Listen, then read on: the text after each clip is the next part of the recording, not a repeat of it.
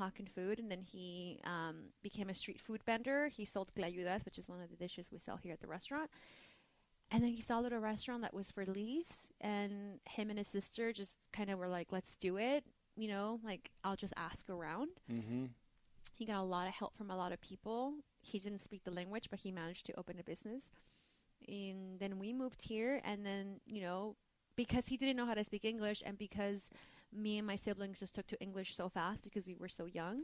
Yeah. At 9 years old, like, a kid can pick up a language in like a year if Sure. they're immersed. Unlike an adult like myself that I still can't do it. Well, I think like if you went to Mexico and lived in the town where no English was spoken for 2 years, you'd probably pick it up. Either that or starve. Yeah, pretty much. So, a kid who's going to school, I picked it up in like a year.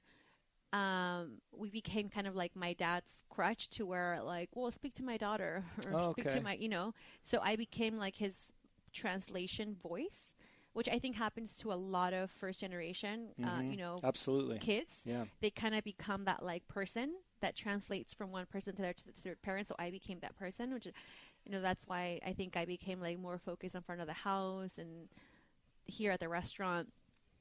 Service oriented, and I just learned the business through learning. I was like 14 years old taking like a catering order from the LA Times, and I thought I was like really funny. Wow. So you almost immediately you came here and you basically started working with your dad in the restaurant from day one. Wow. Mm-hmm.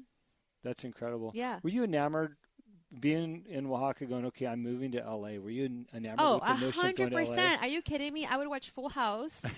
I would watch Saved by the Bell. I was in love with Zach Morris since I was young. Like my sister and I used to play pretend that we were sisters, which was weird, and that we spoke English and we lived in LA. Right. Okay. Even before like my dad moved. Like when we were like, I was 4, she was 7, or we were 5, she was 8, and we would like pretend that we spoke Spanish, that we spoke English, and that we were like these sisters that lived in LA, and that like our best friend was Zach Morris, which is funny because I actually went to high school, and the high school that like they filmed the Saved by the Bell movie, that was my high school in Palisades. Well, then you were living it. So it's so funny how like when you play pretend as a child, you could just be manifesting your future, Yeah.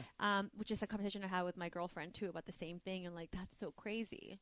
Like you never know kind of like when you're playing pretend, like really you're just manifesting into the world. I'm a big believer in manifesting, what you want to become and who you want to be and the success that you want to have. Mm-hmm. So absolutely. So okay. So you're here working for your dad, you're 14, life is great because you live in LA. You go to the school where they film the show. So and I had a lot of money on my pocket, not because we were rich, but because I was a waitress. Oh, okay. And I used to get a lot of tips, so I used to have cash.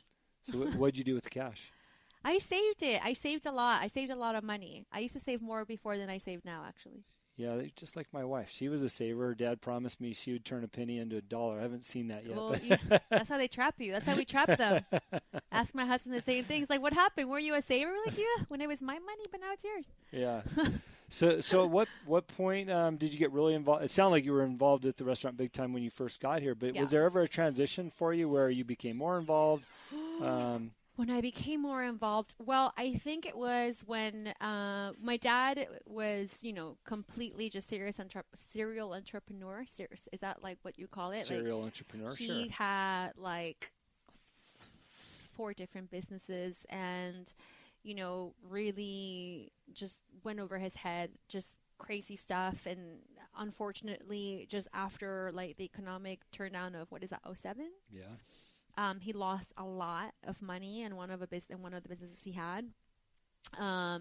And he was like, you know what? Like, that's it. It's done. I'm moving to Mexico.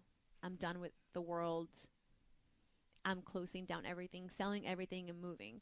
And he started selling off his business little by little until like all that was left was this restaurant. And through the process, I didn't really register with me. I always thought there was like a secret stash of cash somewhere that he was just like kidding, like joke on you guys, right? But no, like it really was that he lost a lot.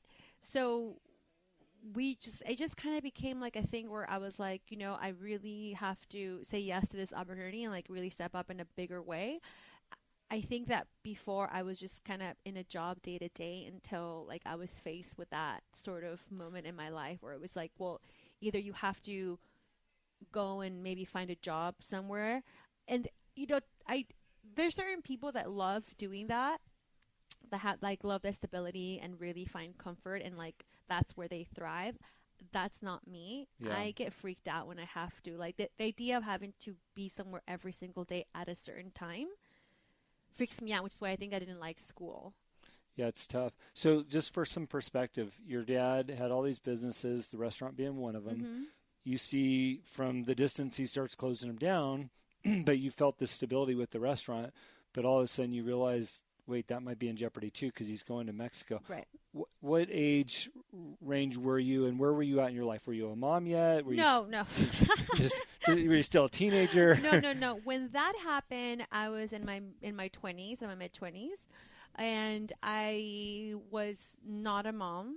I was hanging out with my girlfriends, living in my loft, Mm-hmm. and going to restaurant openings every weekend and every opportunity I had.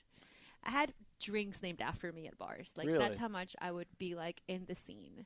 Like, what types of drinks? Mezcal drinks. That was kind of like when the mezcal, like, craze started in LA, Mm-hmm. when it was just starting. It was very, like, it was just sort of, like, being introduced, and I loved being part of that sort of, like, beginning sort of, like that mezcal, like, kind of club that we used to have with, like, really amazing LA bartenders and other restaurant owners that really appreciated the craft. And it was a great time where I got to meet so many people who were in the industry that really inspired me to step up to when my dad was telling me that this was going to be over. When I saw kind of like how they turned their passion into like their life, and even, chefs, restaurant owners, like bartenders, mixologists, it was like very inspiring. And it was like, I have that, like, why can't I make that my life? And that's sort of when I found a new sense of purpose in the business. So you mentioned that time of your life you were bouncing around in new restaurant Mm-hmm. openings and bar openings and stuff like that. It almost seems like you had some type of passion for that came out of the restaurant maybe. I mean, was it because of the drinks and the social side, or were you really interested in what was new and coming up? Because a lot of people just don't go to new restaurant openings. They just go to the bar, Right. But it sounds like you had kind of a specific thing that you were after. What I really love, I've had a conversation with I have like this quote unquote life coach. He's like, well, we talked about like what is really like what I love, because I have the restaurant, I have my podcast Super Amas, I have like my Super Amas, sort of like community. Mm-hmm. I love I love community. I love hosting people. I love bringing people together. I love the connection between families, the connection between people. I love creating friendships. That's what I really love. Now that manifests its way in different ways. Yeah, sure. The restaurant being one of them. That's one part that like where I can really manifest and really nurture that passion. I love seeing parents eating here with their children. I love meeting with my team and like building my team. I love making them better. That's the passion. It just happened to manifest its way into a restaurant. Yeah. Some people really like are passionate about like food and all things food, and like it could manifest its way in different ways. It does not necessarily open a restaurant. It could be something else, So do you think that that's what your motivator was to be successful here, is that you want to see people happy and you want to be around people? Yeah. Do you think that's what made you better creating your menus and the food that you have here? Yeah, because I think at the end it's like, okay, well, what is it that people are going to enjoy? And then I focus on like, I imagine them, how are they going to eat it? How are they going to share it? How are they going to talk about it? And like, that's my drive.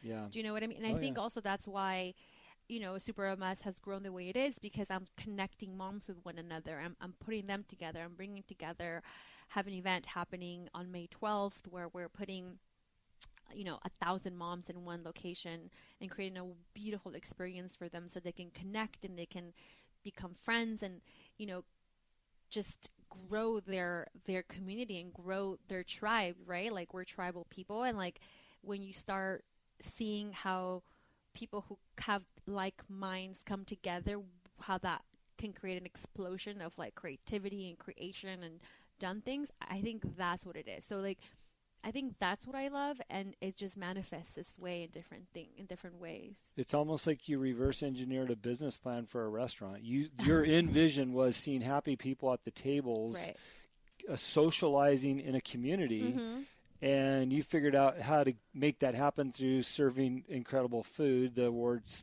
speaks for itself, and how busy you are every time I've been here speaks for itself, and the menu's incredible.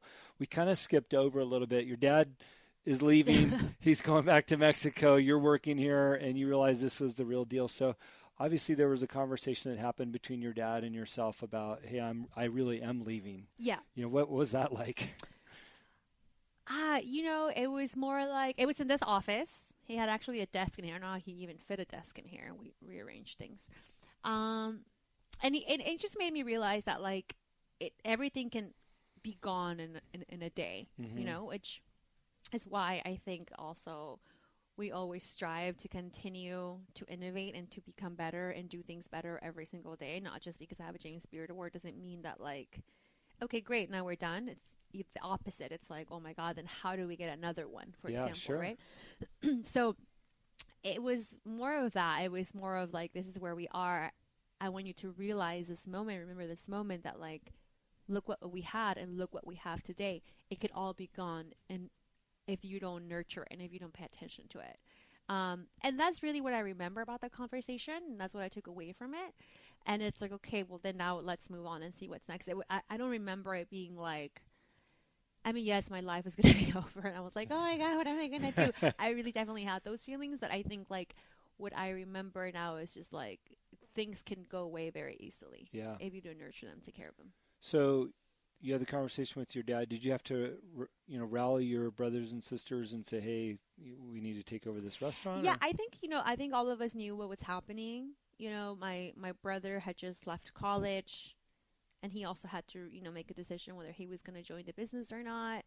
My older sister had just come back to work for us. She was, she had another job, and she had just come back. My youngest sister was still in college. She actually I had to pull out of college and transfer into community college because my parents couldn't afford the college she was at anymore. So it was just like kind of like a reshuffling of priorities, and just really tested our tenacity and really tested our character and like our strength as a family, and ultimately brought us closer to build what it was today, to what it is today. It's amazing because when I walk in here, just the paint on the walls and the art and the menus and the food and everything and the staff here, it really feels like you got it all figured out. We don't. It's all a fraud. Well, what's on the plate is really good. I do know that. So, you have established yourself here, and we've covered that. But this has led to so many different things for you. Yeah, when you have a restaurant, it's just beautiful because it's almost like your second home where you get to host people and meet people. And again, what I love to do. So it's just, you never know who you're going to meet through these doors. This is where I met my husband, like this is where I've met, my gosh, people that have let me into other places in my life, even super mamas, like the partners that we have today, like we've met because of the restaurant. Like this place has nurtured so many relationships. It has become sort of like a hub for so many opportunities that have come, in my life, but also because I had to say yes to things. Like had I not approached that person, had I not come that day, had I, things wouldn't have panned out the way they have. So it does take obviously myself to like say yes to things and opportunities and follow through.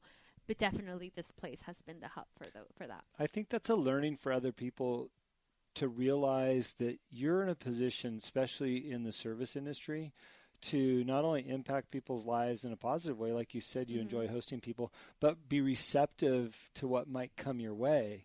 You know, I hired an employee years ago that was probably one of the best Starbucks employees at the unit I went to every day. And it's like when I needed a body, I knew who I wanted. Right. And he had no idea he was being interviewed every day I walked in there and got my coffee, right? Right. And I think